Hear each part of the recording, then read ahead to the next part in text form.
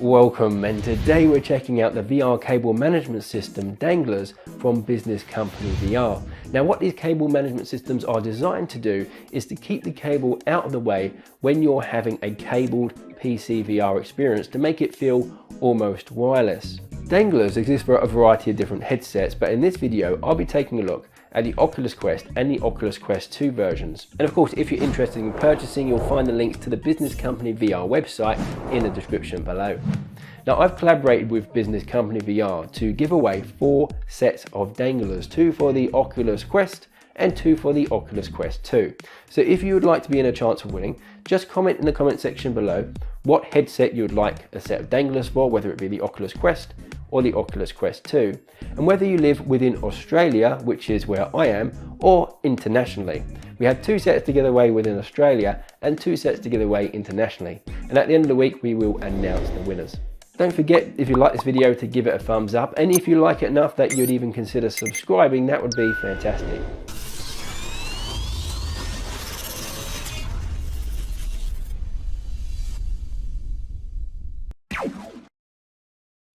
Your Danglers will come packaged in this compact box, and what you get inside are these 2 ceiling clips. They have 2 circular magnets and this cable clip. The cable clip has ridges on the inside, as you can see, to help secure the cable in place. Next we have these magnetic ceiling discs. They attach magnetically to the clips we saw earlier, and you use the adhesive pad on the back to stick them to your ceiling. Then we have this telescopic wand with a magnet on the end that helps secure those clips to the ceiling without you needing to get something like a ladder to do it. When fully extended, the magnetic wand is about 1 meter in length. Then we have the double pulley system, and what this does is it attaches to the part of the cable that dangles down and attaches to the headset, and it takes up any slack in the cable so that the cable doesn't dangle and get in your way, but at the same time will provide you with that extra slack if and when you need it. And finally we go onto the horn. Now this is the part that attaches to the headset. What you're seeing here is the horn for the original Oculus Quest. So let's first take a look at the top part of the horn.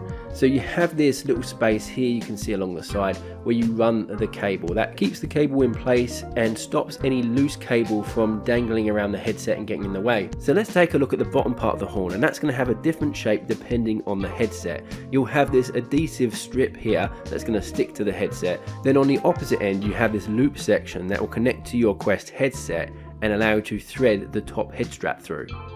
You can also disconnect the top of the horn from the bottom, so when you're done playing you can easily disconnect your Quest headset from the cable system. It also means you don't have this big horn sticking out the top when you're not using the cable system or when you want to transport your Oculus Quest. To show you how to set up the horn, I'm using a video here from Business Company VR. It's real simple. Just take off the facial interface, take out the strap, take off the adhesive pad on the horn, hook it into your headset, stick it on, and basically replace the strap and the facial interface. And then when you're ready to use the cable management system, you just slide the horn on and then insert the cable into that recess along the inside of the horn. And the process is pretty much exactly the same for the original Oculus Quest.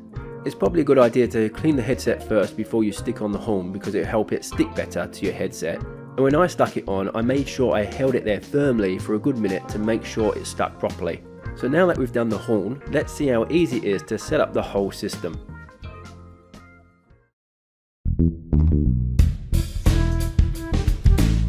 So first I stick the magnetic discs to the ceiling. The first one I want directly above my computer so the cable can run straight up. I apply pressure to it for about a minute to make sure it's really stuck on there. You can also clean the part of the ceiling where you're going to stick it with something like a damp cloth or isopropyl alcohol, and of course let it dry before you stick it on, and that should help it stick a bit better too. Then I put my link cable in the cable clip, which has a magnetic disc on top. The clip itself has a few ridges that help hold the cable pretty tight, so I found it pretty easy to get the cable in the clip, and once it was there it seemed to hold it quite securely. Next I get the telescopic magnetic tool that I clamp onto the disc like this, then I just extend it up and attach it to the magnetic disc on the ceiling. Now this is all very simple and easy to do. One thing I found out is that you couldn't pull the tool away from it because it's just really hard to get it off. What you have to do is just slide it downwards and it comes off really easily. You want to make sure you measure the length of your cable as well as the distance it needs to travel from your computer to the ceiling and down to your headset before you place a second disc on your ceiling, because you want to make sure you have enough cable to stretch as far as you want it to go. My next step was then stretching out the cable to find out where I want to place my next ceiling disc. Now I will say, just make sure you're putting the discs on the ceiling exactly where you want them, because if you stick them on and decide you want them somewhere else, then you're going to have to scrape them off, buy a new adhesive patch and stick it on the ceiling again. Now ideally I'd place it in the center of my play space, but you might notice in this example I'm placing it a bit back from center, and the only reason why I did that is for recording purposes. So the way my camera is set up to record this video, it actually made it easier if I placed it a bit back from center. But if I wasn't making this video, I'd be putting it straight in the center of my play space. Then finally, I take these two interconnected reels. They have clips on them pretty much exactly the same as the clips that are holding the cable on the ceiling. Then I attach one of the reels near the top of the cable, then I pull it down to about halfway and then attach the second reel.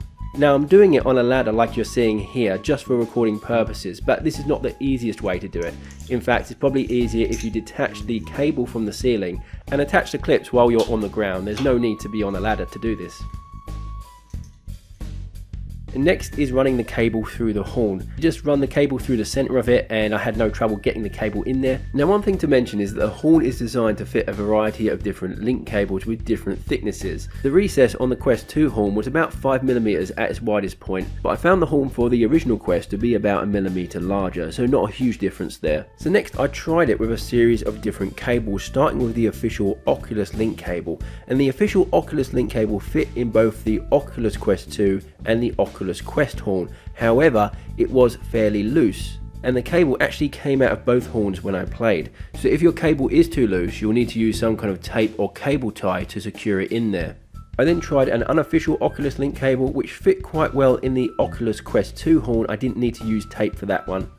But then I tried the thickest USB extension cable that I had, and the Oculus Quest 2 horn had trouble fitting that one inside. Now in all fairness, it was a thick cable and it almost went in. So I would say in the vast majority of cases your link cable should fit, but that might vary depending on what kind of cable you're using. In some cases it might be a bit loose and you might need to use some tape or a tie to secure it. Once the cable's in the horn, then you slide the horn onto the headset itself, making sure you just got enough cable there to run around the side of the headset and plug into the USB-C port on the side.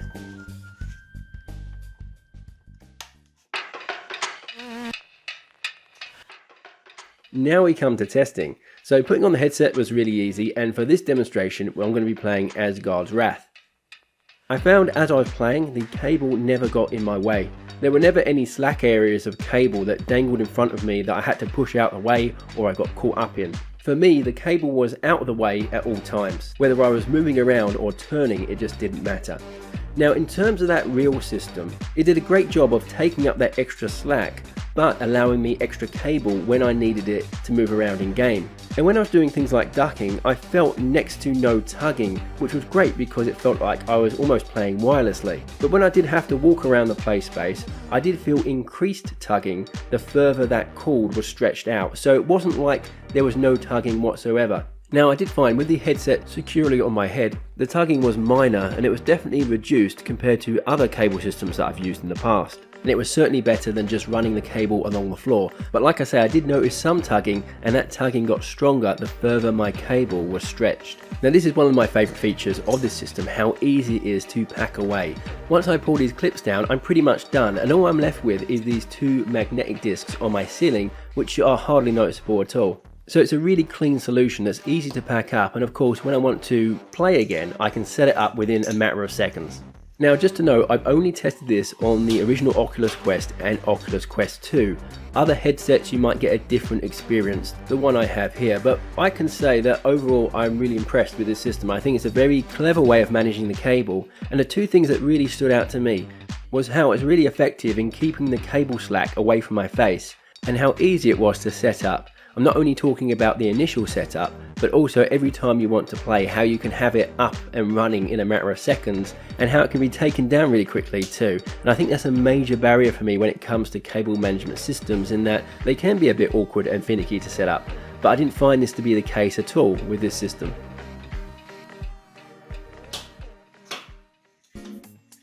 So what did you think of the Danglers cable management system? Let me know in the comment section below. I've got to say, when I first saw this one, I thought it was a really cool design, really innovative and a bit of a game changer when it comes to these cable management systems. And I've got to say, I wasn't disappointed.